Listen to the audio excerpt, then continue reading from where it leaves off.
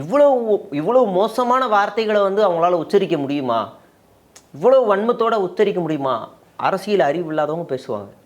அரசியல் நாகரிகம் தெரிஞ்சவங்க, கண்ணியத்துக்கு கட்டுப்பட்டவங்க, ஒரு எதிர்கால ஒரு மாற்றத்துக்கு வேணும்னு நினைக்கிறவங்க இப்படிலாம் பேச மாட்டாங்க.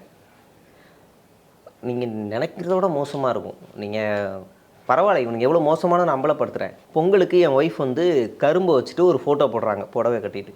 அதை எவ்வளோ மாஃப் பண்ணி சித்தரித்து அதை மாற்ற முடியுமோ அவ்வளோத்தையும் பண்ணிட்டாங்க.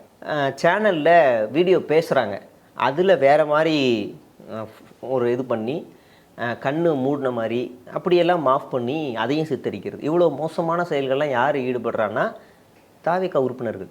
இல்லை, அது நேரடியாக உறுப்பினர்கள் தான் செய்கிறாங்கன்னு நீங்கள் ஒன்றுமே இல்லைங்க. ஒரு 2 வருஷமாக ஒரு ஆள் திமுகவிலேருந்து தாவேகாவுக்கு வந்து சொம்படிக்க மாட்டாங்க. 2 வருஷமாக கட்சி ஆரம்பிக்கிறதுக்கு முன்னாடி இருந்து அந்த ஐடியோட ரிப்ளைஸ் எல்லாம் அந்த எல்லாத்தையும் பார்த்தோன்னா முழுக்க கட்சி செயல்பாடுகள் சம்மந்தப்பட்ட போஸ்ட்டு தான் அதில் இருக்கும்.